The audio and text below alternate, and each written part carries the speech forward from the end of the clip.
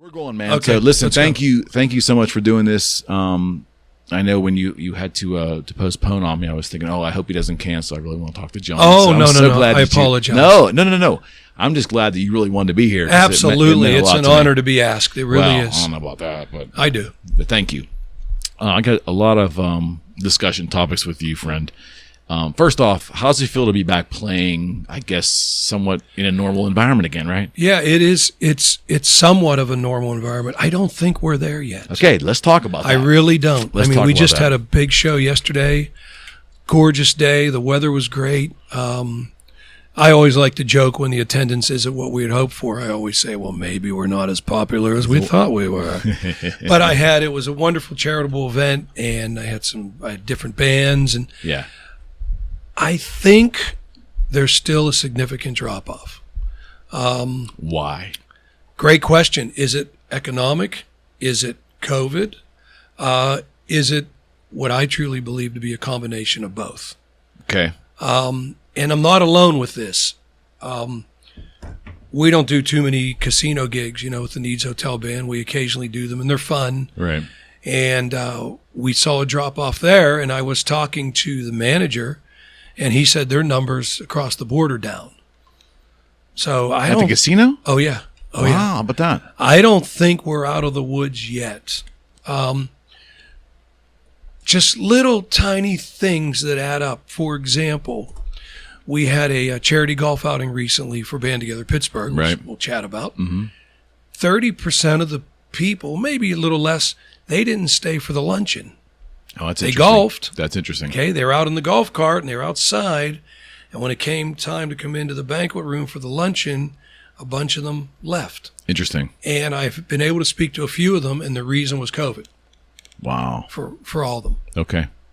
So. Then again, I'm right there with you, because other artists that have been on the past, 6, 8 months have kind of said the same thing. And Joe Marini was just on, and he was saying he thinks when he's out with the Sun King Warriors, he seems to think there's just an overall feeling that people just aren't kind of back yet. People looking around, completely. Not real comfortable. Yeah. At least that's how he was feeling. I think Joe's right on that. And I love Joe Marini. Yeah, right on. He's just a cool guy. Who doesn't? That's right. He's just a great guy and a great drummer. And I think most of us would say that. You look at, I know, I'm very close friends with Ronnie Esser, Moondog, and he'll tell you there's been a big drop off. Moondog's is completely renovated. Yeah. New sound system, new everything. That's what I hear. It's gorgeous. Right. Sounds great. We thought they would be pouring right back in, but not yet. So is it you think it's a waiting game then? I do. I think we're still, I think we're way better than we were. The world is opened back up. These crazy restrictions, and some of them were truly crazy. Yeah, no. Nuts. You think? When the bartender couldn't hand you a drink, but they could walk all the way around, some of the stupid shit. Right, that you got to wonder who came up with this. Many of the restrictions, though, were common sense for everybody's safety. Well, we always should be washing our hands. We should be washing our hands, especially after using the facilities. Correct. We should wash. Boy, that really exposed some things about humanity I wasn't ready for. Yeah, I didn't know we had to tell people to do that, but we do. But it's a pandemic, something none of us have ever experienced in our lifetime. No. And I pray we never ever experience it again. Yeah, I don't think this has happened, but I'm hoping that we learn things about each other, and I hope that maybe that the powers that be will be a little more prepared next time something like this happens, because I like your optimism. I'm trying to be optimistic, but there's a lot of pessimism running through that. Yeah, there's too many agendas in the human psyche. Yeah, just too many agendas, and if it would just simplify down to respect and kindness. Love. And I know, first of all, I don't envy any of these political leaders or medical leaders. Those are tough decisions, regardless of where you are politically. Man. Right. That's a tough gig. Yeah, no doubt. That's a tough gig. And, no doubt. And you got to respect them for that. Yeah, I think there's the mixed messaging thing was the tough thing, and that was confusing. It was just and it's funny because the part of me wants that heavy states' rights, against the strong. I'd rather have that. That's just how philosophically I run. Sure.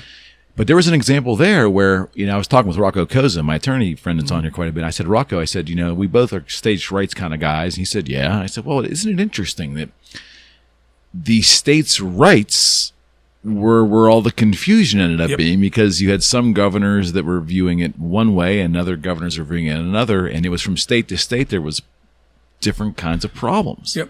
We didn't have a uniform way of dealing with it. Yes.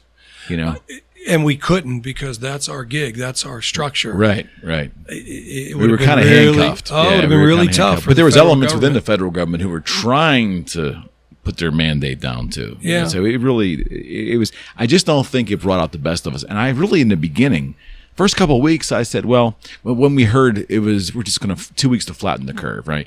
I thought, well, we're all going to band together and maybe we're going to have this like 9/11 moment where we're going to look at each other and go, wow, we got to be better humans. Let's be kind to each other. It went the other direction. It got ugly. It still is ugly.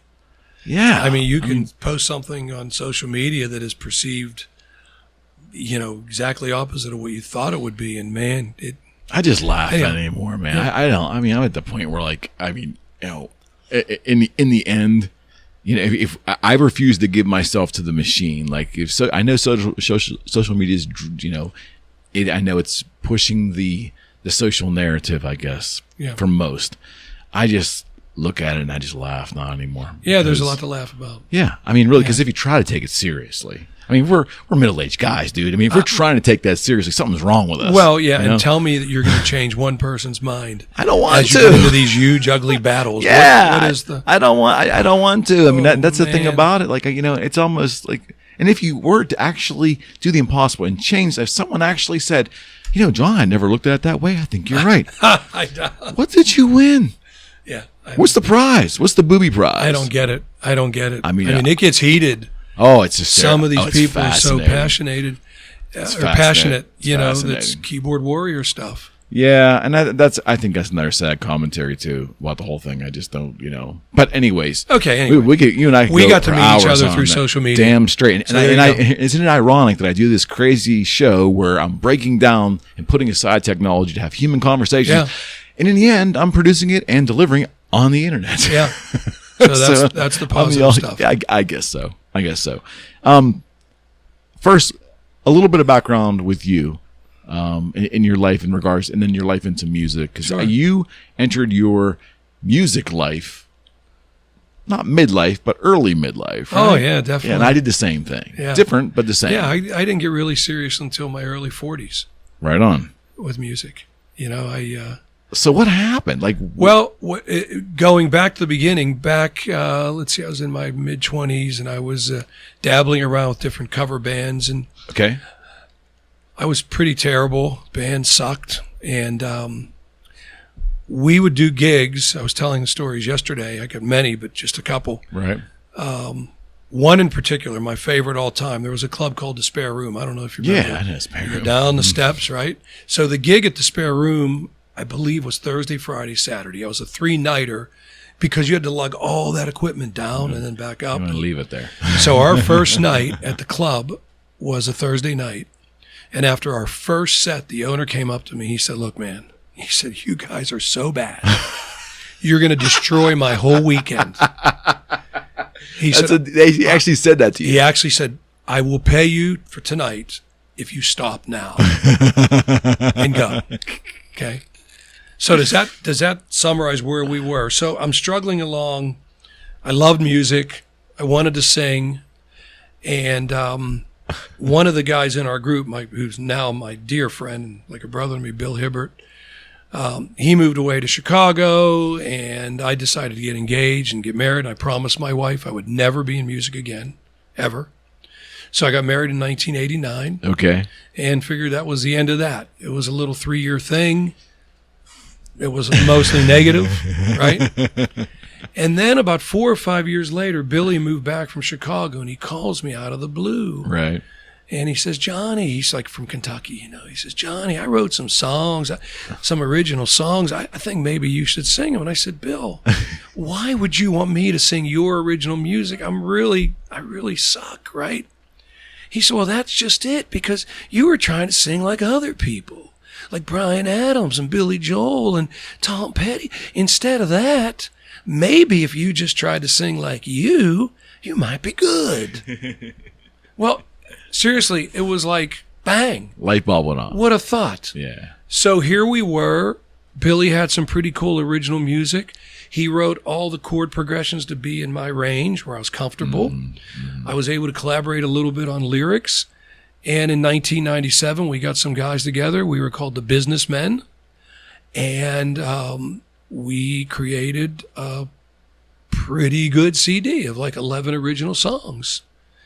Did you guys wear suits on stage? We might have at first, way back when, but then eventually did not. But here's what we did do. You guys might have been on my radar back then. Here's what we did do that was interesting. We went to Robin Fernandez at Rosebud. Okay. Now, Rosebud was the shit, right? Oh, yeah, no doubt. Now, their shows started on a Friday or Saturday. They started like 10:30 at night. Yeah. And they've And been Carl they've been Mellon- the national accent, right? Oh, national or high-end local guys. Yeah. Carl Mellon was the booking guy Yeah, right and on. all that. Right on. So we went to Robin Fernandez and said, look, here's our strategy. We want to come and do a happy hour rock and roll show. Oh, right on.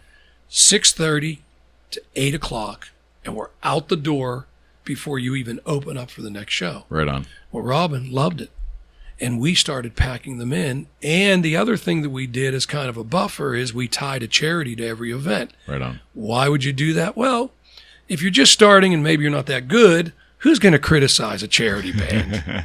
Right? Good strategy. So the Businessmen, away we went. And we went on to make a second CD. We had a live recording from Rosebud. No shit. And I started to get itchy to do a little bit more away from the band or ideas that I had for songs. Okay. And in about 2001, that's when I met Buddy Hall, who was my everything. Producer, multi-instrument. Any musician in Pittsburgh that's listening to this knew Buddy. We lost him a little over a year ago. Right. And I had song ideas. Had no clue how to make them into real life because I don't play guitar. I don't play piano. I had melodies in my head and I had lyrics. Did you ever noodle guitar? Noodle, yeah. Okay. Noodle's the right word. It's not too late though because I need to do that. Yeah, right on. You know? You sing or strum? Yeah. Singers have a certain kind of strum. They look good holding the guitar. Like Elvis did. Elvis was a great guitar player. I think of Roger Daltrey of The Who, They give him an acoustic Does up Roger there. actually strum? Yeah, I mean, Townsend said they used to give him something just on the songs that Pete would sing. Roger would have nothing to do. Oh, right. So they would give this very nice black acoustic, and they give it to Roger, and he would learn how to strum. You never saw his hands move for the chords. Right. Well, I've seen some other guys that sing or strum. The secret's out. I don't sing or strum. I use it, when you're in local music and you're doing a 2 or 3 hour show, I use it to take a break. Right. Like Greg, our great drummer, he sings. Right but in 2001, I got the bug, thanks to Buddy Hall. And I really have never stopped recording in the past 21 years. Right on. Now, that doesn't mean every day of the week. But I have, since then, between stuff I call John Vento music, stuff with the Nied's Hotel Band, stage play that I worked on with Dave Granati, soundtrack and Burt Laubel and Shirley Ann Hawk, called Love, Lust, and Other Wreckage. So since then, I think 21 years, at least 13, 14 albums. Oh, yeah. And that means 100 some original songs. And it's amazing. Yeah. That's a body of work there. But, Buddy taught me something also when you mentioned starting later. Mm-hmm. So when I met Buddy in 2001, I was 40 years old. And I'll never forget the first session because I was a nervous wreck. All right. The co-producer was Tripper, a.k.a. Rob Garrison. Wait. Buzz Poets. Oh, my God. Yeah. Well, Buddy and Tripper, a.k.a. Rob Garrison, they were pioneers in Pittsburgh on Pro Tools. Oh, yeah. So Rob lived at Mr. Small's basement before it was Mr. Small's, what we know Mr. Small's to be. Right. Mike had already purchased the church. Buddy lived in Oakmont. And I met Buddy. I was referred to him through my friends at Pianos and Stuff in Blawnox. And again, I had a little book of lyrics and I had some ideas to sing them. Mm-hmm. And us three guys, Buddy would just pick up a guitar. I would start singing and Buddy would just start stroking it and just playing the chords. Right on. And we made a record called Reflections of an Average Soul. Primitive, but yet very professional. And I was a nervous wreck. And I remember the first session, Buddy said to me, man, just relax. I said, you don't understand. This is so new to me. He goes, look, here's how it is. You are where the rest of us were 20 years ago. Like you're 40, we were 19 and 20, we were doing this, right? Okay. The difference is you can afford to do it right. He says, you're starting right here, man. Man, I can relate to that because when I started, I had all the money to buy all the high-end gear. And my buddy was like, dude, when I started playing guitar, I had like a $89 guitar. Yeah. You're playing with a $3,000 instrument. You don't know how to play.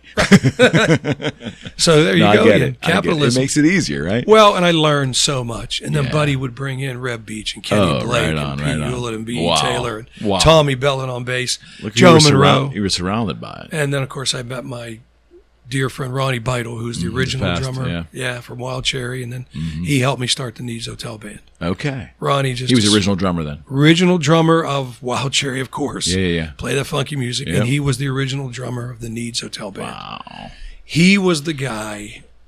He played on my first 2 records I did with Buddy, and he said, I like a lot of this stuff. Let me put a band together for you. Wow. So when Ronnie Beidel calls a Fred DeLue on keyboards and a Russ Oblinger on bass, and and he makes those calls. Yeah.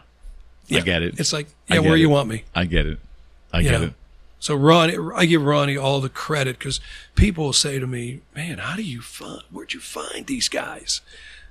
Well, Ronnie put them together. For yeah. And then since then, we've Ronnie's gone, unfortunately, and Russ, our bass player, is retired from music, and we've been able to move forward with some really great players. Man, yeah, that's a lot of work. I mean, how many? A lot of work. How many? Now, your body of work is like impressive. That's a lot of songwriting. It is. I have a lot of collaborators, so it isn't just me. I welcome. Right. I have people that bring me material. A lot of local writers that I'm so proud to associate with. I'll also go see gigs. Like I went to a great example. I went to our little place, Steamworks, our little listening room, and there was a country artist there, Marty Vincent, playing this tune called "Let Me Down Easy." Real traditional country, and man, I just loved the tune. So I went up to him, introduced myself, and he knew me. Right. I said, "I'd like to cover your tune on this new album I'm working on." And he was honored. Flattering statement. Well, and he was honored. Yeah, no doubt. Until I brought him the demo, and he just freaked out. He didn't like it. Oh, really? At first, he was shocked because we took his traditional country thing, and Dave Granati, our producer, gave it a little reggae vibe. And I, of course, approached it different lyrically. And honestly, it was like, and I could tell by the look on his face. And I said, Marty, here's the deal. When you permit someone to record your music, it's interpretation. Right? Correct. Okay. Here's the good news. Months later, he sent me such a beautiful email. And he said, the more I listen to this, the more I love what you guys did. Wow, okay. And I'm honored that my song is now this. Yeah. Yeah. It probably just a shock initially. It was. Yeah. Because they expect to hear it exactly the way they did it. Of course. Like a cover band would do. Right. Right? Yeah. I mean, and that's the thing about cover bands in general is we had a little bit of conversation off camera about Pittsburgh in general. I think it's interesting. When I was younger and I would go hear bands, and you wanted to hear the cover song as close to the record as possible. Absolutely, right? You still do. Is that just is that a Pittsburgh thing, or is that just the way it is? I don't know, but it's a thing everywhere. I mean, look at the surge of these tribute bands. Okay, they are everywhere. Oh, I'm aware. And on one hand, we scoff at them. On the other hand, they're so damn good. Yeah, I don't scoff at it because, here's the thing: there's a demand for it, right? It's beyond belief, the demand. Yeah. So that makes me look feel at Jurgles. Look at Jurgles. 8 out of 10. I know. Well, maybe I'm exaggerating. Yeah, okay, let's go 6 out of 10. Yeah, for sure. Our tribute bands. Sometimes they'll have the same tribute. How do we say this? I mean, they might have 3 Motley Crue tributes in the same damn month.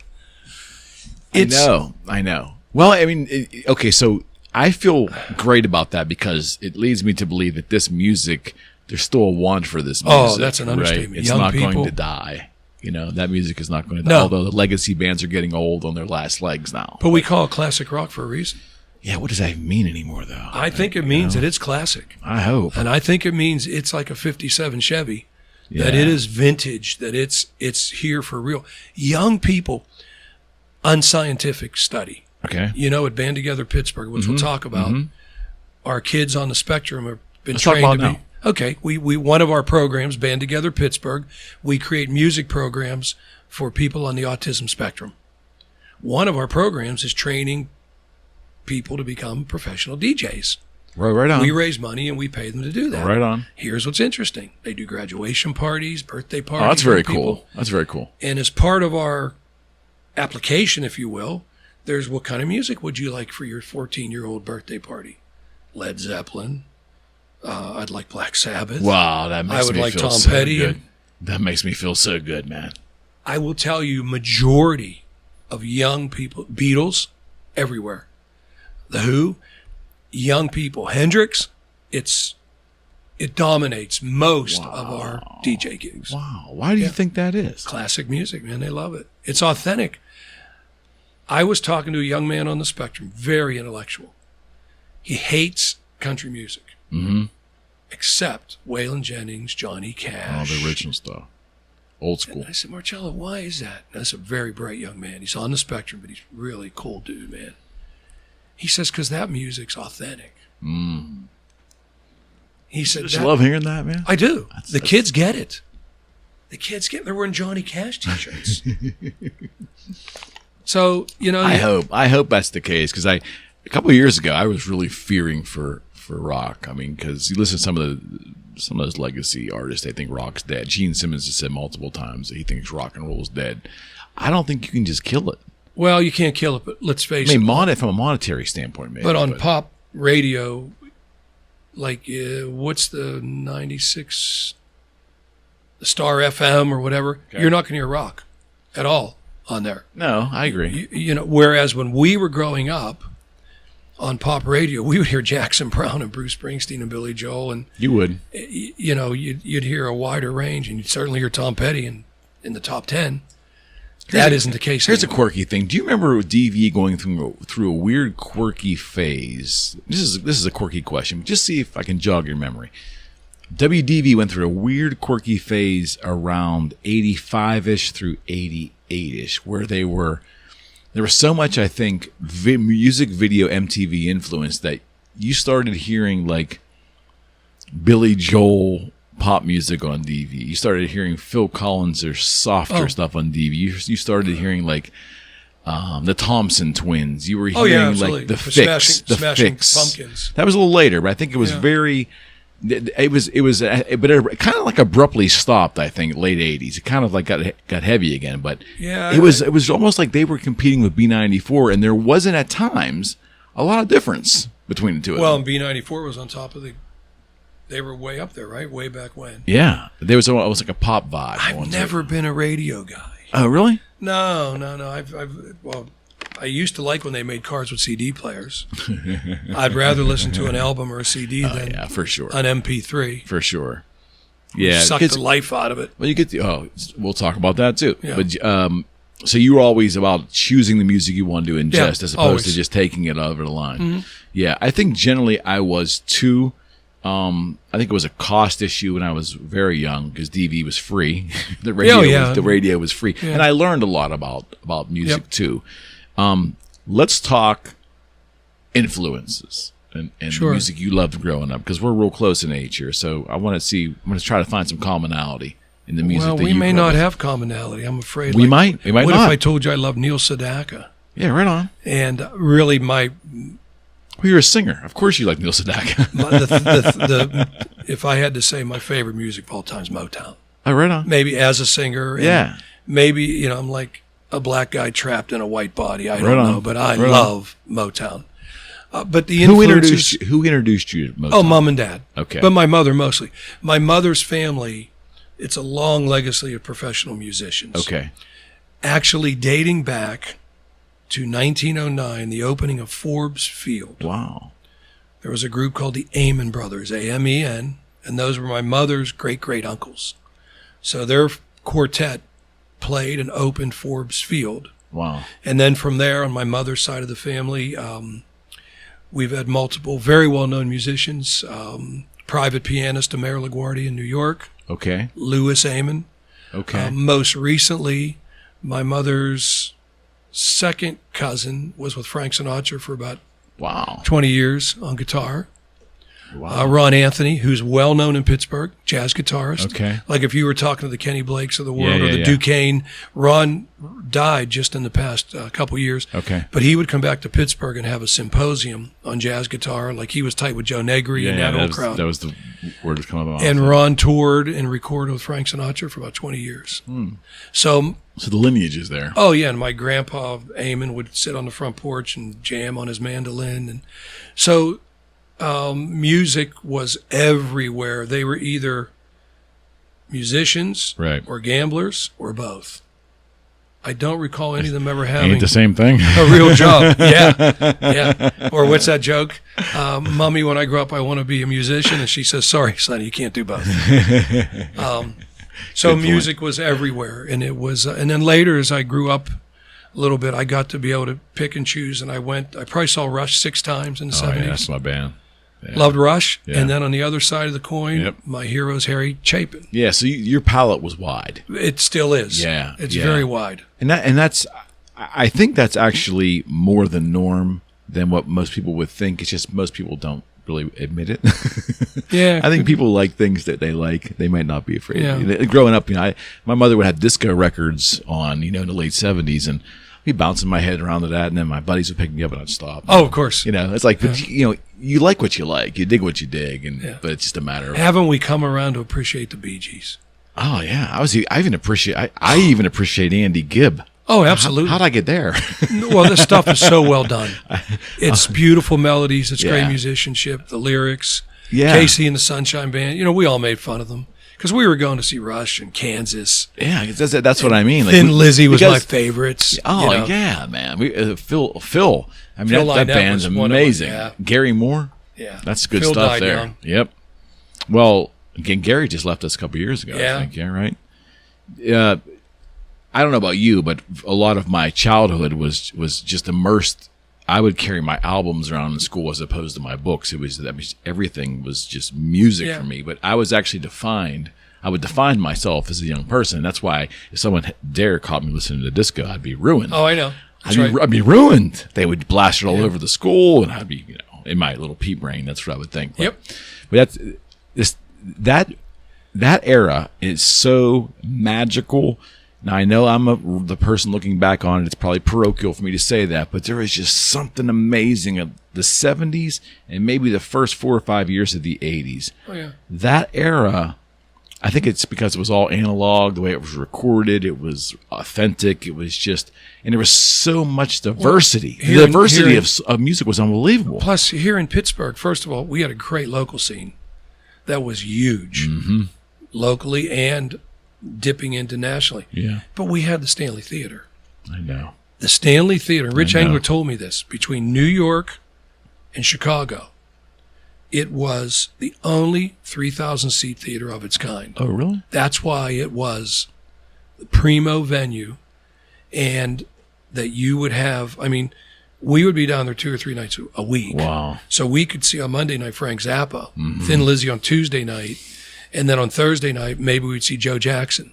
Got it. Or you name it, or Rush, or Styx. I saw Kiss in there for the Lick It Up tour in '83, which blew me because the Kiss sign was sitting on the floor because they couldn't elevate it. Right. It was just so weird seeing that band in that little Yeah. hall.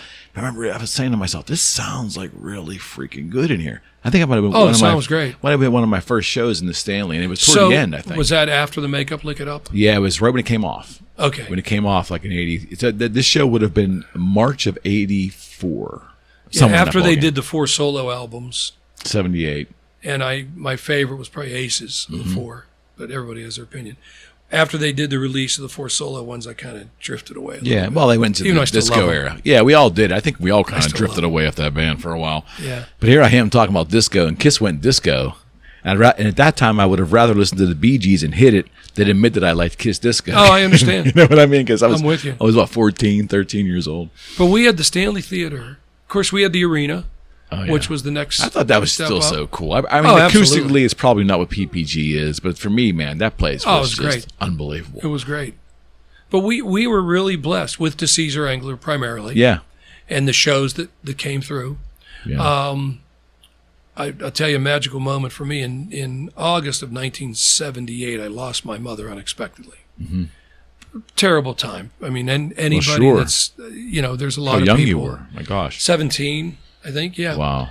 So a couple weeks after she died, and I was in a bad spot, my cousins called and said, my uncle was Jay Costa, the county treasurer. Oh, okay.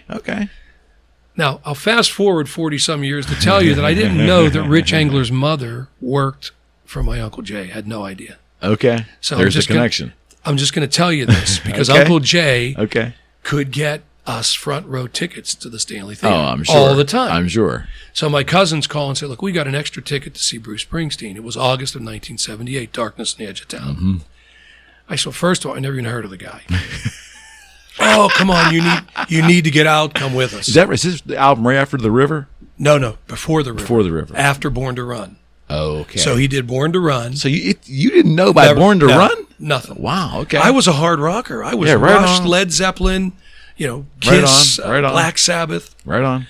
So he had 3 years off, for legal battle. Okay. So Darkness on the Edge of Town was kind of like his comeback. Got it. So they said, you're going to go with us. Just get ready. We're picking you up. You're going. And we're in Front the front row to Stanley. At the Stanley. Bruce Springsteen, E Street Band. And what was probably his greatest tour.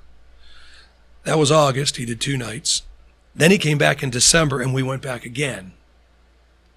Did 2 nights. Again, front row. Wow. For Springsteen at the Stanley. And that's when I realized close up and personal how powerful live music. There's nothing.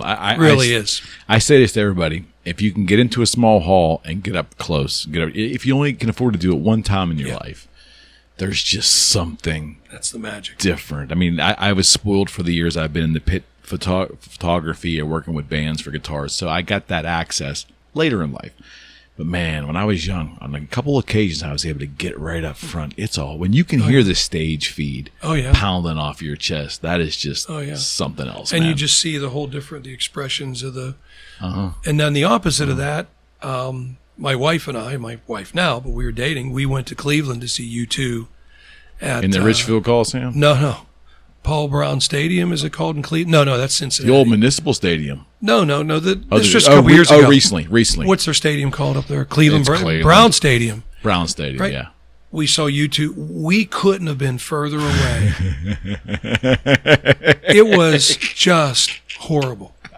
And I love U2. It sounded like a little AM radio. It's like a transistor radio. The sound was okay. It's just, how do you connect? You can't. With TV screens. You can't. I don't get it. Like, we just had the Kenny Chesney thing, which, God bless him, I think he's fabulous. Yeah. But, man. What's even crazier is these festivals over in Europe, like, you see, like, because they're usually in fields. Mm-hmm. Some of these kids are like a half mile away on a flat plane trying to. How's that work? I guess they're going to say they went, right? Well, and the Europeans, European fans, I've learned right away, always seem to value the experience of concerts a little more than we do in the States because they see them less frequently, I think. Oh, okay. I mean, like if a band tours, take Rush for example. Like Rush might have an international tour on one record, and it might be 2 more albums before they go back internationally again. Okay. They might do the States a couple times, but right. I think over the years. They're just less. That's why they have festivals. There's just less. And the festivals are huge. When you meet my friend Jim Patulski, he did a lot of European hard rock, progressive rock festivals. Yeah. And you're right. It's crazy. They are a half a mile away. They love it too. Maybe we're spoiled. I'm talking about I want to sit in a theater. We're spoiled. We're Americans. Yeah, and if it rains, we're always looking for cover. They just stand out. Oh, they stand there and let it soak them down. I'll tell you something else, which I love about European crowds from an observational standpoint, John. They're not doing this shit. Oh, don't even get me started on that subject. Unbelievable. Can you tell me what we're doing right now? Why are we videotaping on a phone a great perform? People actually go to these shows and watch the show through their phone. Anyone up close, generally, a good swath of them are doing just that. It's crazy. And then they're talking. I went to see Bob Seger a few years ago. That's the worst. I love Bob Seger. I mean, just having someone talk in front of you is absolute worst. Yeah. Yeah. And they're actually it's as if they're at a lounge listening to a Bob Seger tribute band. And I'm thinking, no, this is not a tribute band. This is the real guy. Yeah, the last run, too. Playing all these great, you talk about Americana. 100%. Man, the real deal.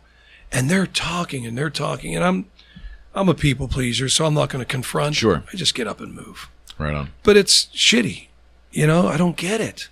Yeah, and the phone thing is, it's been a slow burn. So my years working with, and I was just thinking about Paul Bassett, my good friend, is a drum tech, and he just finished the last tour with Seeger. He was on that tour, the drum tech, and he told me, I ran into him. He said, Eric, it's the same shit with Kiss. I mean, you look out, and now there's like, early 2010, 11, 12, when technology was changing in phones, you'd see a couple phones popping up. And as with each tour that would go by, with each year, more and more phones. And then the phones replaced the lighters, right? Yeah. That was kind of cool if it was just that. But now it's like, if you look out and you just see humanity, you just see every third person is videotaping it. Yeah. If not more. That is like. And it sounds like shit and it looks like shit. I mean, I can understand getting a moment, like case in point. A little clip. Yeah. If you're there with your 3 or 4 friends, you get a selfie. Hey, we're at the Kiss show. And then you put your fucking phone away. Yeah. Be there. Well, we've got this little venue called Steamworks. It's called a listening room. Right. Okay. Yeah. There's no sports. With the emphasis on listening. Oh, there's a big sign. Good for you. It says, we respect the audience and we respect the artist. People come there to listen to music. There's no televisions. There's no sports on. There's no bar. Yeah, that's fantastic. There's no coffee espresso machine. Shh. No, you're there because you want to listen. It only seats 50 people. Right on. And it shocks me how many artists love coming to that little venue. I wouldn't shock me. Okay. Billy Price brings his whole band. I believe it. Love Billy. He comes in with his whole, it's a little tiny place. Because the vibe they're getting off of the audience. That's what it is. Yeah, it has to be. That's what it is. I mean, you're up there front and center. I mean, how many times, it even happens in local acts. It's like, it doesn't matter who's on that stage.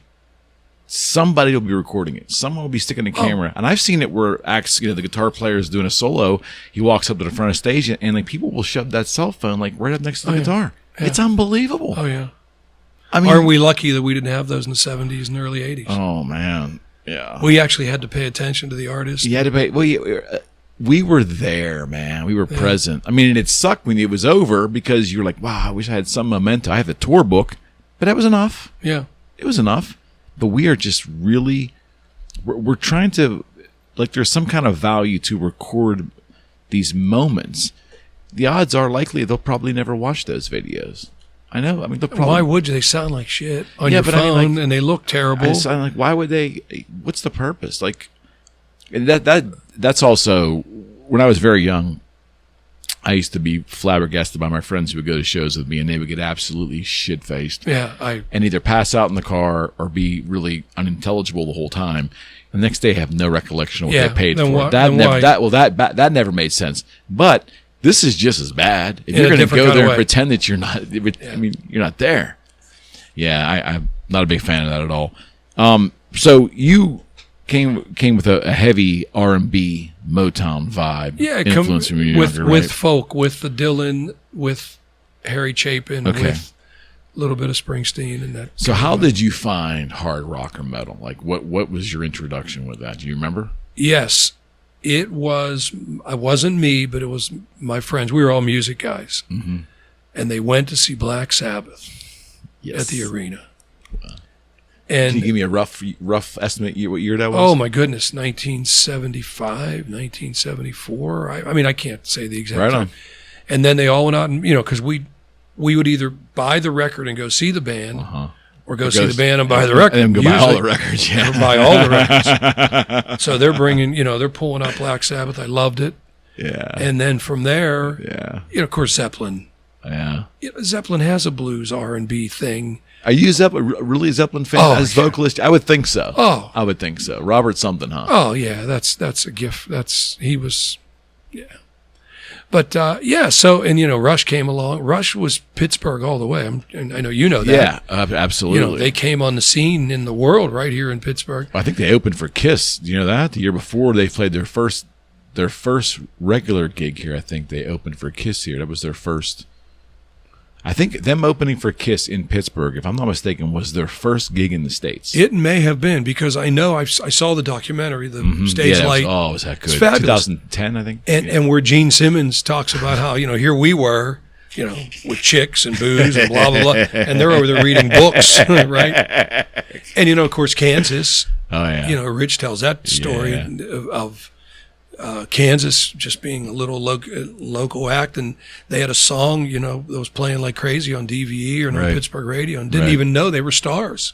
That's crazy, man. That's crazy. But that can't happen today. No. It can't, because a radio station isn't going to really break a new underground artist unless there's big corporate support, unless Nashville's putting in the money, unless, it's... Where would a kid get turned on by a musical artist anyways? It really wouldn't be coming from free radio, from terrestrial radio. It would come from Spotify, it would come from YouTube, it would come from SoundCloud. And now we're back to payola again. Yeah. Payola exists, and people say it doesn't. It always has existed, but it always has. It's back in a different form now. Yeah, it always has. So, the internet has been a curse and it's been a blessing. Mm-hmm. The curse for primarily the established artist means that you now have to go out and perform no matter what, because that's your only source of revenue, right? For guys like me and my other friends, independent artists, we now have a worldwide audience. I get emails and notes from guys in Australia, South Africa, that's fantastic, in Germany, and it's a thrill. Mm-hmm. That your reach is broader.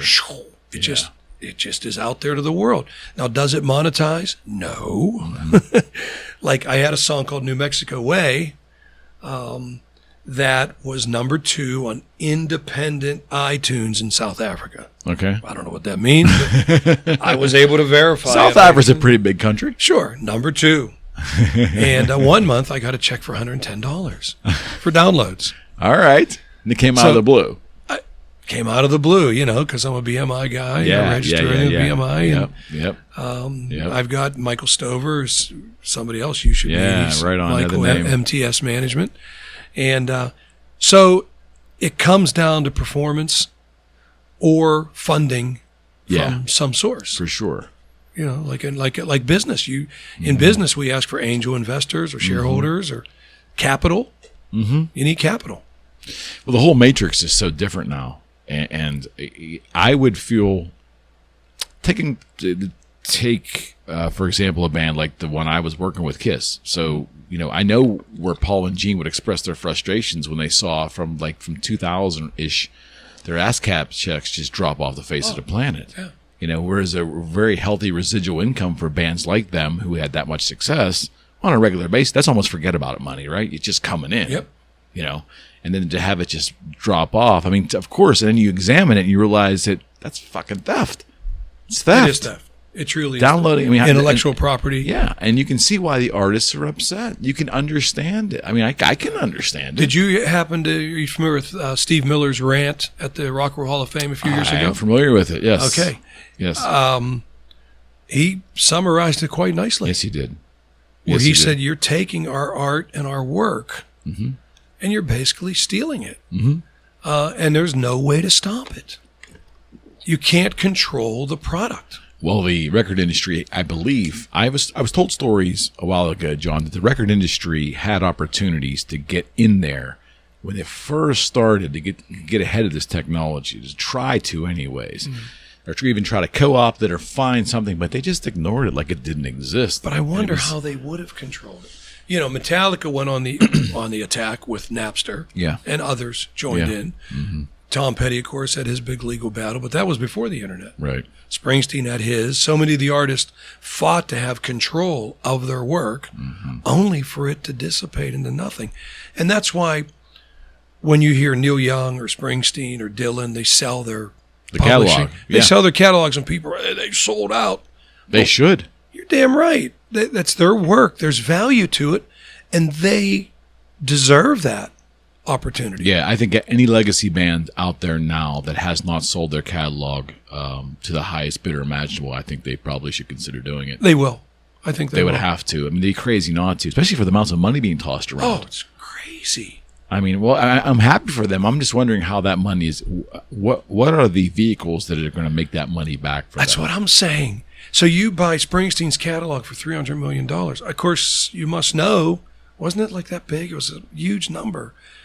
I thought guess it was more than that, I think, maybe. it might have been more. I guess they're planning on, some movies and this and that. I guess. Coca-Cola commercial, or how else do you get it back? Yeah.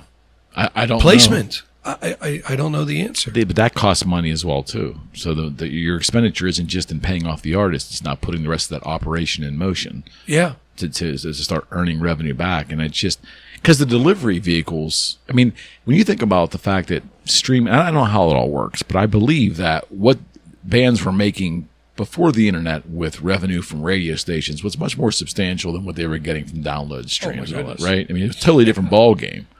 And physical sales. I mean, don't forget we paid $10 for an album. There was some, and $10 for a CD. I mean, and they'd sell 1 million of them. Mm-hmm. Okay, let's talk about that for a second. I romanticize a lot about the album era because of the analog nature of it, because of the tangible physical media. I could smell it, man, when I was a kid. My albums were like gold to me. I don't romanticize about going back today and buying vinyl and having to buy a cartridge and a needle and do all that stuff because it's too complex. Yeah. But I do romanticize about that era, and I think that somehow, John, younger folks are getting ripped off from the experience that we were able to have by having our media presented to us in a tangible purchase. We owned it, and it meant something different, not only audibly, but it was a thing. Oh yeah, we'd read those liner notes, especially the albums that open. Oh, I'm sorry. It was everything, right? All the lyrics, all the credits. That's how you found out about bands. Oh, 100%. But I'm sure you know that for the first time, vinyl outsold CDs. I did not know that. Oh, absolutely. Last year, or maybe the year before. But is it a novelty, or is it? Well, it's young people mostly purchasing, and then some collectors, if you will. But vinyl outsold CDs. Wow. For the first time ever. Now, that doesn't mean it's anything magical, because the numbers are still this minuscule compared to, when we were buying music. Right. So, and I think this is why the Rolling Stones will tour well into their 90s. I think they'll make it, too. Hey, I was there last October. It was my first Rolling Stone show ever. Mick is something. It blew me away. Yeah, Mick is We something. were right there. My buddy Harry Hayden. Running that whole stage. Is he still running? He killed it. Keith, that guitar sound, they're the sloppiest, most beautiful band. I know. It's raunchy. Plays behind the beat. It's beautiful. Harry, my friend, the limo driver, my dear friend, he had Ronnie Wood.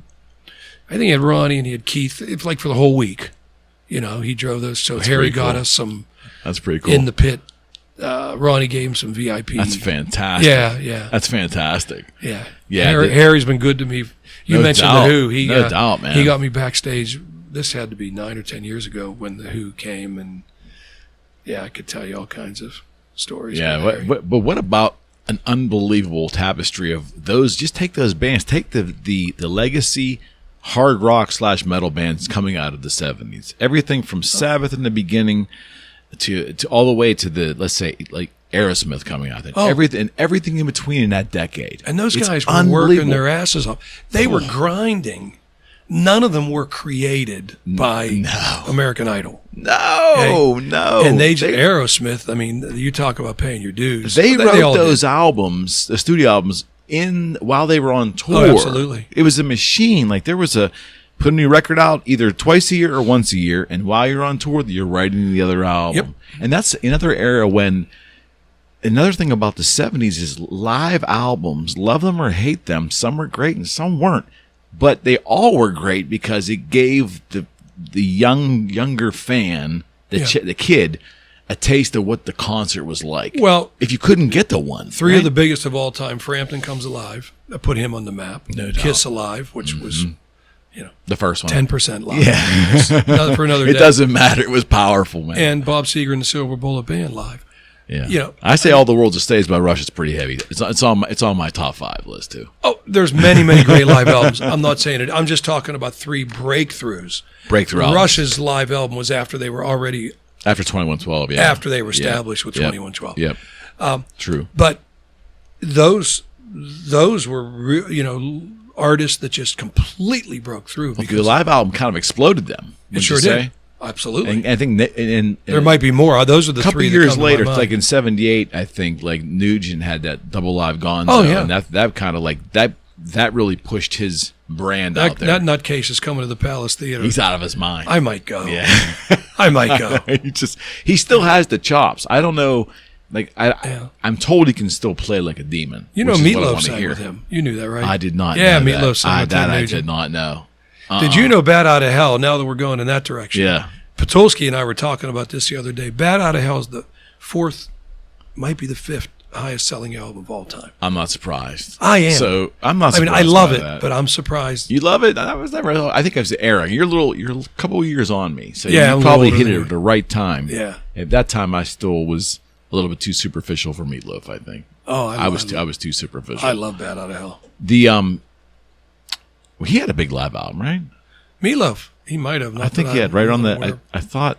I mean, after Bad Out of Hell, he had some hit records and had a great live. I mean, his live show was killer. Tell you another great live band, the Tubes. Oh yeah. Oh, There's no question, and they're still doing Absolutely. Their thing, right? I saw the Tubes a couple years ago in Cleveland. They're still doing their thing. Absolutely. And they were like new wave before new wave was around. Yeah, new wave, They had an edge to pop. them, but- There's definitely an edge to them. And Fee was a crazy performer, and they And also he still is. From what I their whole understand. sexual thing got them in trouble a few times. Yeah, they pushed the envelope. You ever do you remember Angel? Oh yeah, Metal remember band Angel, Punky Meadows, and yeah, I mean there was a lot of really like there was a lot of like B tier bands, even C tier bands, hard rock bands in the 70s that if you go back and revisit, you're like, damn, you really didn't break through. Stars, do you remember Stars? Oh, absolutely, STARZ. So when you meet Jim, he's still good friends with the guy that started That's Stars. crazy. Now they run the same label, I think, as Kiss, right? Because I Yeah, remember and some of the marketing on Rocksteady Productions, And those guys somehow, I don't know the whole story, but the guy from Stars was the one that started the Kiss shows. What are they? The merchandise shows. the conventions, the Kiss conventions. Yes. He started all that. Wow. And made a fortune. I'm sure. And then of course Gene got wind of it and said, We're gonna do it. we're doing it. And that's what brought back the whole, yeah. When you meet Patulski, he was on the inner workings of all that with Stars. Did you dig like Fleetwood Mac? Of course. Yeah, I mean you're a vocalist too, right? Yeah, but it's It's the whole thing. Dylan's not a great singer, but I love. Yeah, what do you love about Dylan? Because he's always a tough one for me to wrap my arms around. I would never go see him live because I you just wouldn't don't either. know what you. I've experienced that. I've had other people tell me about it. I would never waste a penny. And he's gone through so many. Like I went one time, he started preaching. This would have been like the 80s or 90s. He started getting real religious. I thought that was kind of strange. Then one time he went up in a cowboy hat and a bolo tie, and he started playing everything with a twang. It was like I didn't know what I was going to get. And you don't know time. what melodies. All those great classic songs. He's going to do what he wants to do. God bless him. I guess, but he doesn't really just care. sold his catalog, didn't he? Yes. I think he just sold. And he's done touring, right? Who knows? I don't think he really cares what the audience. I don't think he really cares. Is he about what the most audience wants to arrogant hear. singer that you've ever seen? I have no idea. I don't know if he's arrogant. No. I don't mean in real life, but what he projects, like just an indifference. He sure appears to be that way. Yeah. It's a real indifference to the audience. Todd Rundgren's that way. Yeah, he is that You way. go see Todd Rundgren, and it's like, what the hell am I listening to? Yeah, who else is like that? I don't know, but I'll tell you who's not like that. Hall & Oates. They give you the hits exactly the way. I thought Prince was a little bit like that. Yeah. I mean, it was really orchestrated, but I think that Prince would play some weird shit out there. And that's what and they have every right to do it, man. They absolutely do, but they weren't going to just give you the hits. No, they're gonna, but Dylan just changed the world. Dylan changed the world. I must have missed it because of my age. Maybe. Well, I must have he was. I think if you just dig deep and understand the cultural revolution that was taking place in the 60s, and he was the voice of that. That's the magic, and his time is, but even some of his newer albums over the past, newer meaning the past 10 years, there's some nice work in there. Yeah. But, again, it's just a broad range of different influences. Wait, did you get the inclination you wanted to sing way back when you were like a kid? Yeah. Like when you were 13, 14, 15, you wanted to sing even then? But I had no idea where to even begin. And I had some Jimmy Mack, who's in my band now, played guitar. He lived on our street, and he was kind of a rock star when we were 12 or 13. He would play Ted Nugent and Black Sabbath and Van Halen and all that stuff. And I loved music, and I loved singing privately, never in front of anybody. Okay. And never ever thought I would do this, ever. Let alone create original music. It just wasn't even on my radar screen. Do you remember the first time you sang in front of somebody? Yes, I do. It was an audition, and the audition song was a Tommy James song, I Think We're Alone Now. Okay. For this band. Okay.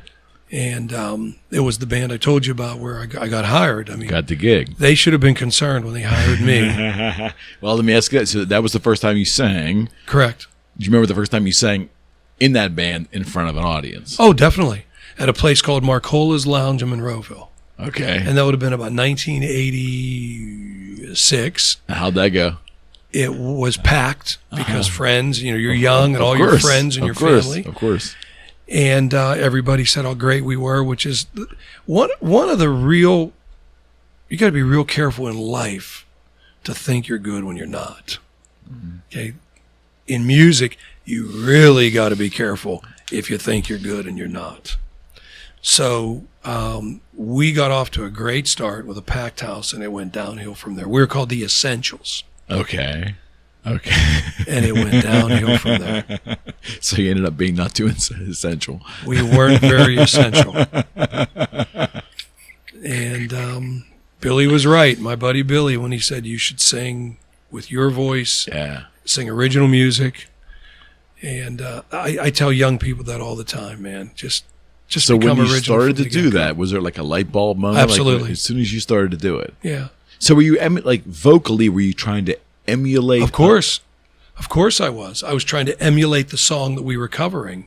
Like a typical cover band? Of course. Well, there's some typical cover bands, and then there's great cover bands. Like my buddy Phil Isley, he's in this band called B.B. Still. Mm-hmm. The letter B, Still, S-T-E-A-L, I think. But their lead singer, I hate this guy. He's that good.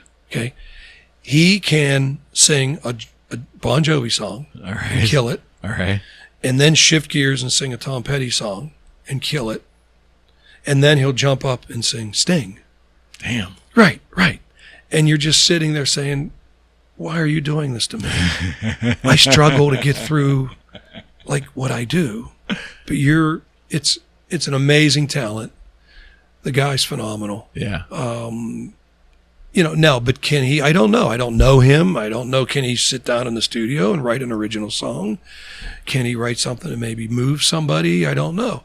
But what he does is phenomenal, and I respect it and I admire it. So let's dive into that for a second. So when you actually sang on that advice, you started singing and finding your own voice. Yeah, everything changed. Okay, but was it a little odd in the beginning? It was very odd. Like in theory, you think it's the easiest thing in the world. Just sing and don't try to emulate anybody. But that had to be kind of different and weird. It's different. It's weird. And going back to my dear friend Buddy Hall and all the things he taught me, he used to say, isn't it weird when you first hear your voice on a recording?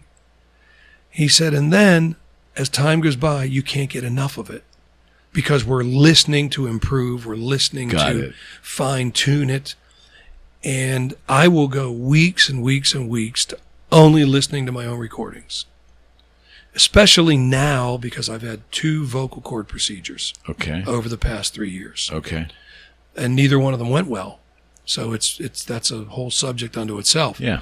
So I have to reapproach a lot of my older material because I don't have the range.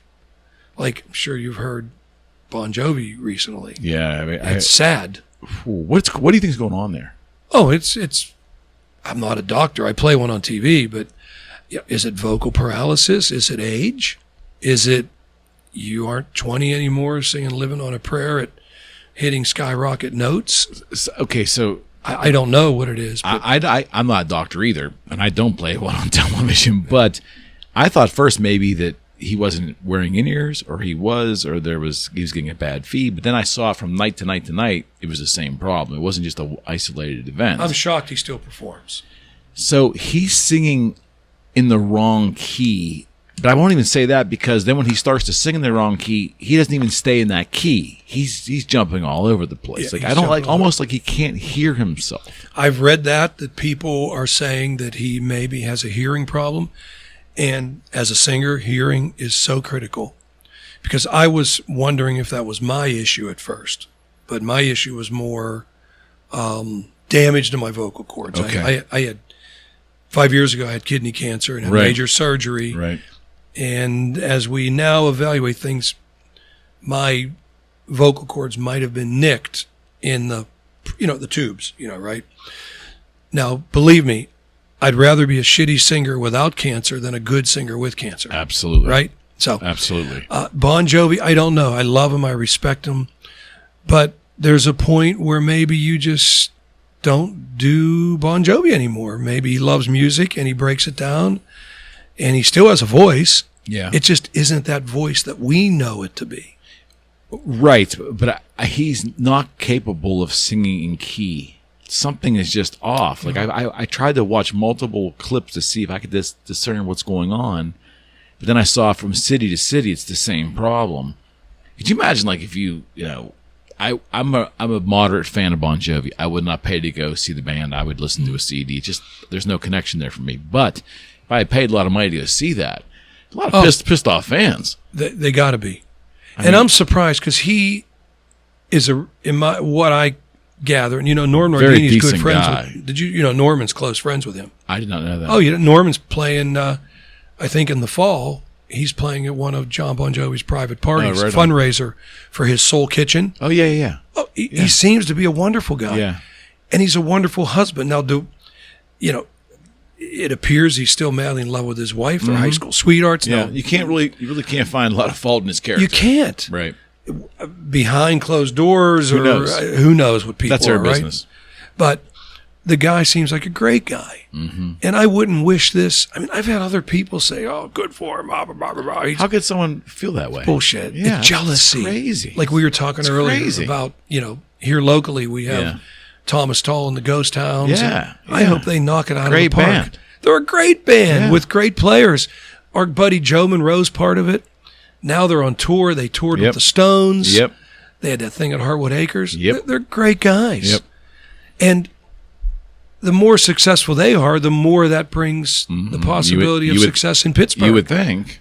That's how I feel about it. Let's talk about Pittsburgh for a second, because again, sometimes I get beat up for being a little bit too critical on the town. But and again, this might be happening in towns all across America, and I'm just saying it's parochial to Pittsburgh because I don't know any better. That could be true. But I've said for a long time that it's amazing to me that this town just, first off, they don't pay cover charges. They just don't. Or they'll complain about it, or they will act indignant as if it should be given away for free, which I've never understood that. And I've spent time in Chicago and Florida with musician types, and I've gone to local bands, local acts. I don't ever remember people even $10, $15 covers in some of those clubs. Never an issue. But here, a $5 cover, it's almost an insult. Yeah. And then we'll go there and spend hundreds of dollars, theoretically, on booze and everything, but the band doesn't get respected. Well, we've given it away for a long time. Is that the issue? We've given it away. So there's a couple things. And how have we done that? Well, how many open jam sessions where there is no cover charge? Okay. Or the old, let's play for exposure. Let's play to build, and it's been going on for years and years, instead of having the value of the work and of the art. Plus, in my opinion, my generation, or actually the older generation, the guys, so I'm 61. Mm-hmm. the guys that are in the group of Norman and Grishecki and the Silencers and Ricky Wachowski and that group, I'm not sure the Granati brothers, who I love. Yep. I don't see those guys setting the pace of all supporting each other. So there's competition within all those folks. I think so, or there was way back when. For sure. And whereas in other cities, there's like a vibe where it's not competition. It's everybody is in this together. We're all going to support the scene. And I will say, here's the good news. The younger people today, the Common Hearts, the Buffalo Rose, Chet Vincent, they do those Pittsburgh Plays things, right? Mike Ofka, that gang. Who else am I thinking of? Gene the Werewolf. Yeah. Those cats do all kinds of stuff together. Got it. And it's a wonderful thing to see. Mm-hmm. I'm not sure way back in those late 70s, early 80s, mid 80s, we didn't see that. Because it was competitive. I think so. And I think it hurt our scene, It's interesting. And it may still be competitive today. Listen, I love seeing great bands. Right. I love when they're good. Right. I sit in the audience and say, man, that's great. What can I learn? Or just be there to support them. Yeah, the competition thing is, in one regard, it's great. Competition's built this country, in theory, but at times when it's competition just for the sake of competition, at the detriment of Pittsburgh's music scene, it's pretty bad. Well, or not only just competition, but take it a step further and maybe even, if you will, undermine or attempt to hurt other people in different ways. It just reeks with envy. Why? Music's a big world, and there's a big audience, and we can love. We're pretty myopic in this town, though. We're very myopic. Yeah, I think Pittsburgh in general, and it goes beyond music, but definitely in the music community. Yeah, and it's a shame because there's been a lot of talent in this town. We just haven't had much break. There still is. We've. This is a great music town. I mean, if you go all the way back to the 30s and 40s, the breakthrough of, I'm talking about legendary artists. Right. Just look at Billy Strayhorn, the Kelly Strayhorn Theater. Gene Kelly, Billy Strayhorn. Yep. That's just two of them. Right. There's legendary artists that have just broken through. But for whatever reason, in the rock scene, in that late 70s and the early 80s thing, I don't know if there was a real thrust to put Pittsburgh on the map when a lot of those cats had national record deals. Oh, yeah. A lot of them. Yeah, for sure. So makes you wonder. It makes you wonder. I think we just need to support each other. What, in your opinion, what were the rock and roll voices that you heard coming out of the 70s that still to this day just do it for you? I mean, if you had to prioritize Robert Plant's at the top of the list. He's the top. Why? Yeah. Why is Robert the top? Well, that range and that soul and the way he would, I mean, first of all, the lyrics were there, but he would use, it was more than words when he sang or when he, those great records, between screams and oohs and ahs and sensuality. And I'd have to say and I was never in that range. I'm more of a gruff, kind of deeper voice. Right. But that was a voice that stands out. I loved Geddy Lee, and, people, they either love him or hate him. Oh, yeah. It's an acquired taste. But, as far as... but it was so different. That's what me resonated as a kid. It was the whole thing. It was the drums. But that voice was so different. Oh, it was so distinguished. But if someone said to me, you're going to make a deal with the devil, like that Disney movie. What was the Disney movie where they took her voice? And, was that The Little Mermaid? No, it was... No. Anyhow, someone said to me, we're going to give you one voice. It would be James Taylor. Yeah. It would be James Taylor. That's a good argument to make. Hard to beat that one. I could live with that, right? But, I mean... So I'm a big... What's your best Zeppelin track? If you had to say, it's hard to do. What's your favorite Zeppelin track? Oh my God! It all starts with a whole lot of love. Okay. Because I'd say at the time when that came out, we were 8 or 9 years old. Right. The Ramble On. I would have to say Ramble On. Yeah, I like the guitars in that song too. I like this. But how do you pick? That's like saying you have 4 children or you have 3 children. What's your favorite kid? Well, as a guitar player, Over the Hills and Far Away was the one with that acoustic intro in the beginning. But I like the quirky stuff like that. I like that Achilles' Last Stand. Oh, yeah. Just because the vocal range, everything on that song, why it's so amazing, and a lot of Zeppelin fans don't even either know it was even written, which is hard to believe. A lot of people don't even know that song. But that song ushered in like bands like Iron Maiden. There wouldn't have been an Iron Maiden had that song not been written. It was a different kind of thing. And you saw like all 4 of those band members like stretch out on that song, like Bonham and Page and Plant and Jones. Everyone had a moment on that song. Every album was so distinguished musically. Yes. It was amazing how they transformed and how they rolled.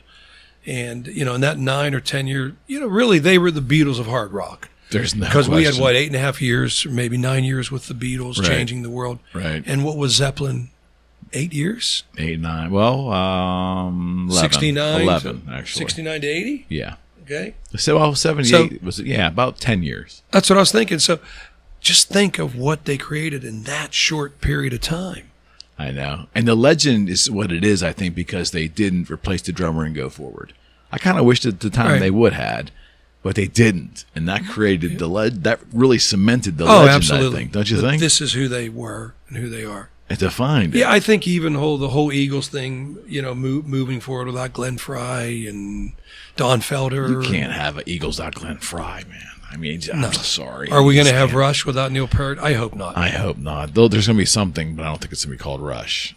Well, yeah. I mean, the Zeppelin thing was so fantastic because there was nothing in the 70s, in my opinion, nothing in the 70s that sounded like that. No.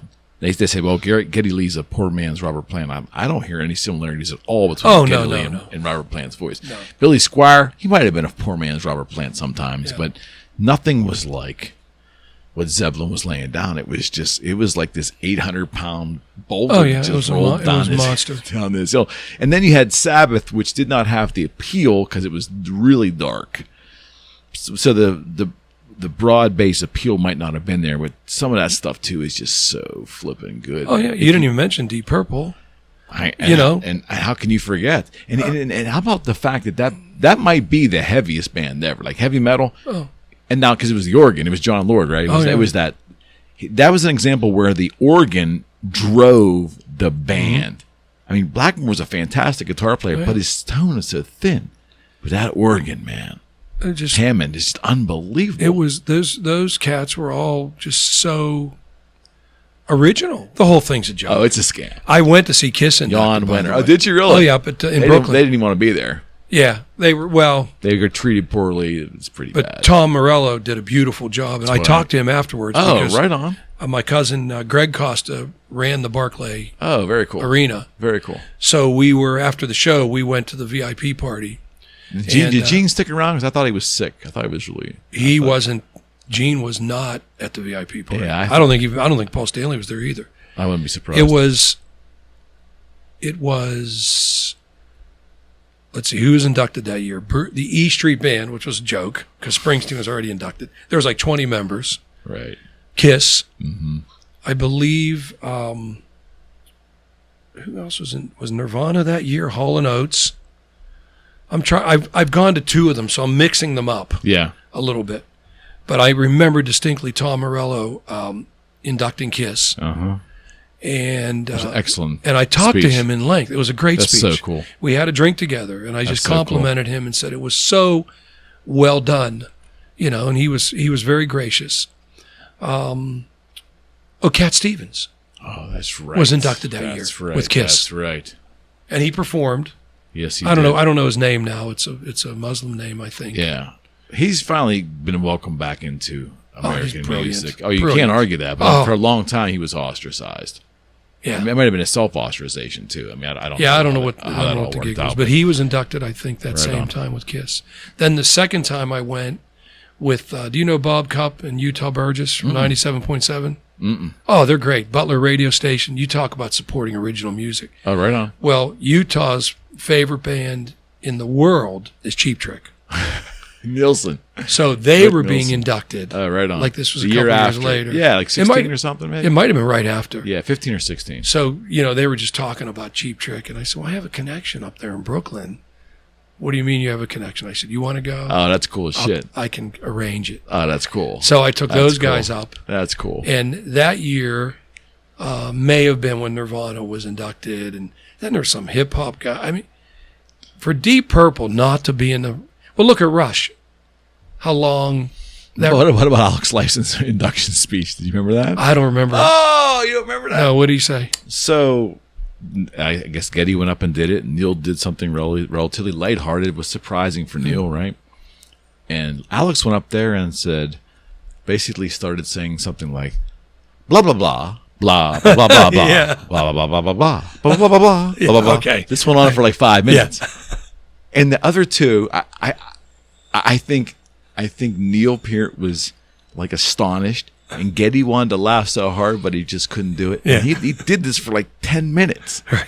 And then I don't know if people were stunned, appalled. Right. I don't know what it was. Yeah. But it was He's hilarious. Yeah, Alex is something, man. He's hilarious. He's definitely I something. love him. And if you think about like let me ask this. Okay, you didn't answer my question online, John. There's no exceptions. It's an either or question. So you're on the spot. You have to answer. I will. I promise you. What's the better record? Permanent Waves or Moving Pictures? I think Moving Pictures. Oh, okay. You obviously disagree. Nah, but I want to know why. Yeah, tell me why. Tell me why. I respect it. First of all, everything they did was groundbreaking. Yes. It's just the material on it. I think the production's a little better. Okay. I thought you were going to ask me about 2112, which is like, That's for me, deep, deep, deep, deep. Okay. We're going to go there. Go ahead. We're going to go there. But, how could you not like everything they did? Again, you're asking questions like you like your first kid better. Or your I'm third parsing. kid better. It's difficult. It's a difficult question. But I think that it's a difficult question. But I think those two albums are quite different. Like if even tonally they're just different. The production's a little different. So you say 2112 is the one for you, right? Oh yeah. Is it because what it did for you as a kid, or that moment it entered your life? What year did that come out? 76. Okay, so I'm 15 years old, and out comes this thing. That's my story. I was 10. Yeah. Kid bought Rush 2112 and Kiss Destroyer over my house because he got love them Kiss for his Destroyer. birthday. Yeah. So and at the time I'm listening to my mother's music. He puts these two on, and a couple hours later my mind is just like it's blown. Both different, but just like haunting but beautiful. We knew every single word on 2112. So how important was Terry Brown to Rush?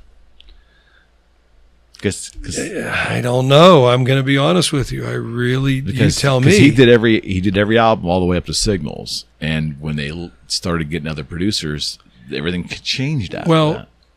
Let's just answer the question this way: how important is a producer?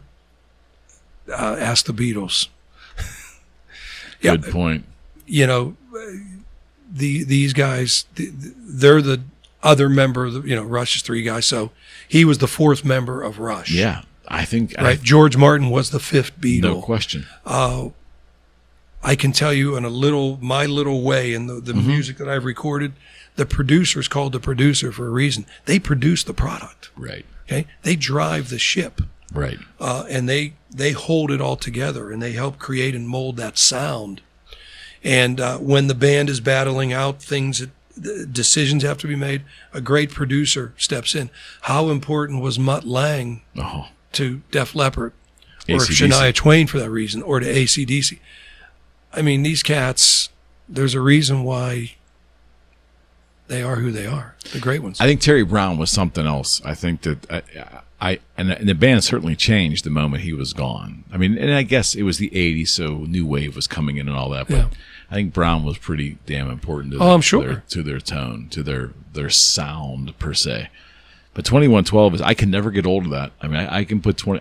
I'm never. I watch it on YouTube. I watch the videos on YouTube of I'll put in 1976 live Rush and just watch that stuff live. I know. It's something. All the World's a Stage is just, and again, it's funny, my wife doesn't get it. She didn't Well, impact. it's 99% men that are. Yeah, I know, but she can't. But I said, this is like I tell her, this is like the greatest, most monumental record probably of my life. And she's like, I don't get it. I said, I understand. I always, when I get a chance, I don't get the opportunity to have many discussions with, I mean, you've been exposed to some big stars, so you might be able to answer this better than me. I always ask them, did you know when you were making that record that you were going to change the world, or that it was going to be a huge hit, or that you were going to, did you know that it was going to have that kind of impact?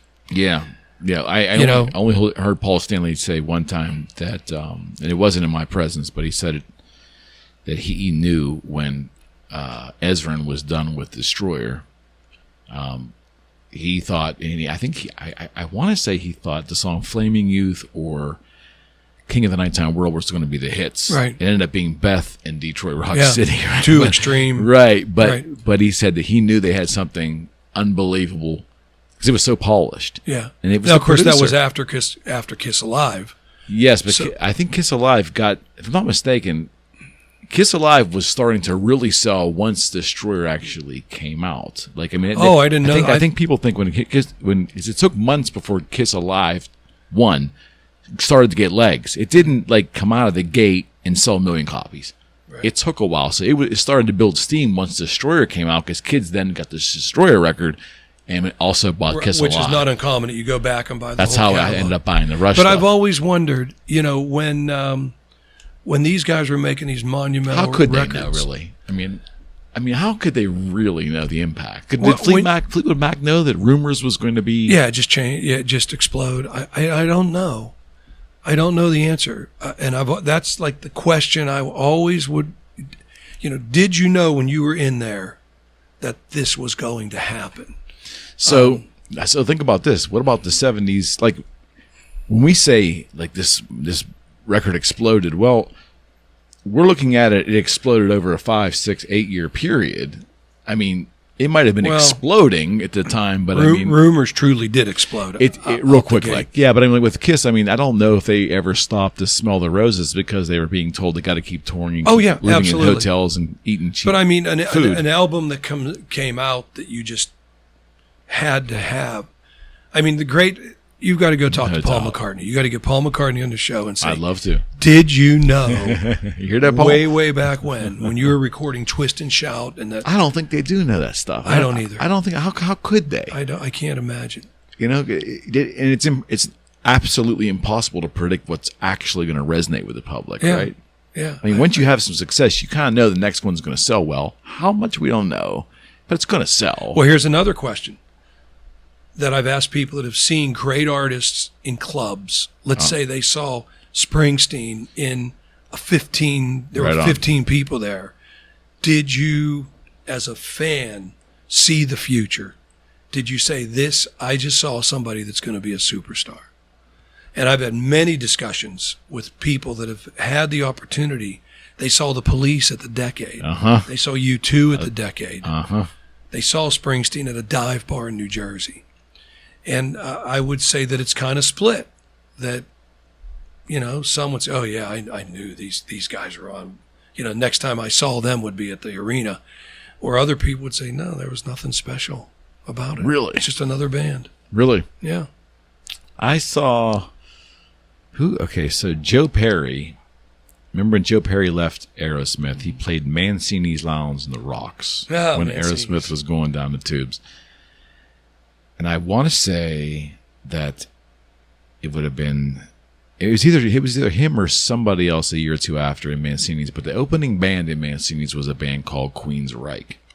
And I had no idea who they were. Their EP had not even come out yet. Right. And I'm like looking at this band going, I don't know who these guys are, but that guy's got the most crazy operatic voice I've ever heard. And they're tight. And they're going to be something. Yeah. In my head, I'm thinking, this I just knew that whoever these people are, and I can't even pronounce the name, that they're going to be something. And they became a thing. Yeah, they did. That's the only time I think I ever saw someone young that I thought would be I mean, I did think a lot of bands were going to hit, and they never hit. Yeah. I've seen like a lot of bar bands like, they're going to be great, and then like they disappear the next year. Yep. It's just so hard. Personalities keep things together. I mean, it's a hard gig, man. Yeah, it's a hard gig to keep it together on a local level. I can't even imagine. Yeah, I'm very lucky and very blessed with my group. Do you think though it's music? You think it's often musical direction or just all the other bullshit that goes around? Well, it's all the above. First, it's nice to like each other. That helps. That's cool.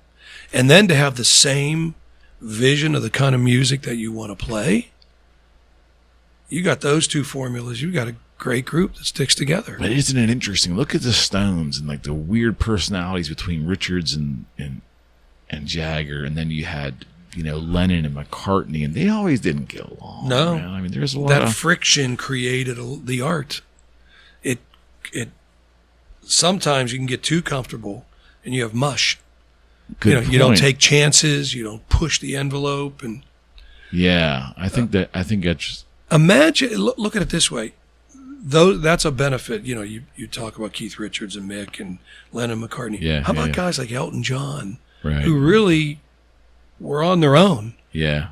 Billy Joel, the greatest American songwriter, No doubt. right? Yep. He didn't. I mean, there might have been a little friction in the band, but it was him. Yeah. Springsteen. I mean, we Yeah. get Tom Petty, and Good that's one. a great documentary. Absolutely. Running on a Dream or Yeah. Running Down a Dream. Still can't believe he's gone. Yeah. That one just doesn't seem real to me. Yep. Yeah. And he was a tough cookie, man. You watch really? that documentary. In business or just in all the above. Just business with his band. He was driven. Really? He had a vision for what they wanted to be. He ran the show. He had an incredible amount of like success in the 80s with music video. Remember that? Oh yeah. Like, that was like that crazy one with the hat and the yeah. I mean, like it was the full Moon album or whatever it was in the late 80s, but just like Full Moon Fever or something. Yeah, like but he never compromised. No, he did He not. never, and then he got in with the traveling Wilburys. Yeah, that stuff's amazing. I know. They pumped that out in like 3-4 days. That is good stuff. But look at the talent that. Right? Oh. I mean, we get the fact they got Roy Orbison in there, which is just. Well, you ask about a voice. Yeah, my mother used to say he was never much to look at, but my God, could he sing? Probably the greatest pop singer. Yeah. That last question for you: did you ever sit and wonder about how incredibly lucky AC/DC was that when Bon Scott died, and they found a guy from England, not from Australia, that was so absolutely positively perfect? It's unbelievable.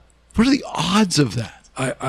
They actually, not only did they not miss a beat, they propelled that album forward. Everything. I mean, obviously Mutt Lange and everything kind of gelled, but what are the odds?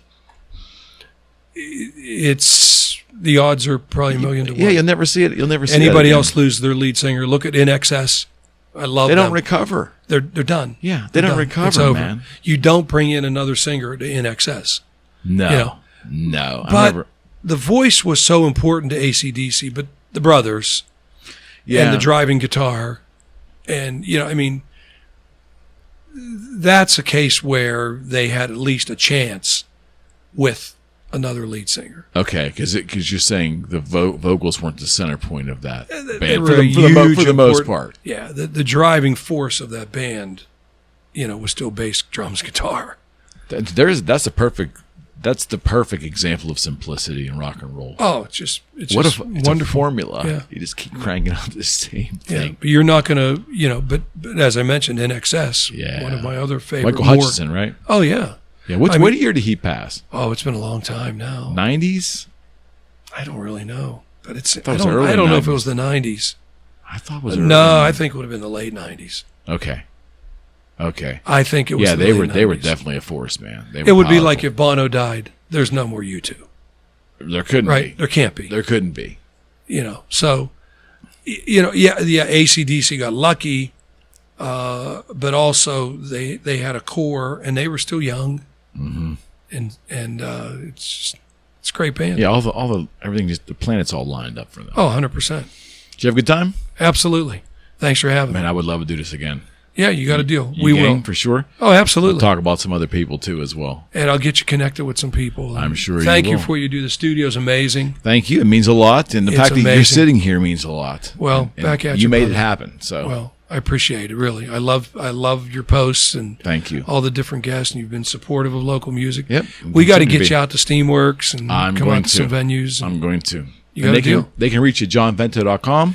JohnVento.com and, of course, NeedsHotelBand.com. NeedsHotelBand.com. NIEDS. Needs Hotel. NIEDS. Yep, Just type in needshotelband.com. John Vento. If you can't find him, you're not Yeah. looking hard enough. You'll find it. All Thanks, right. brother. All right, you got it. Friends, we're out.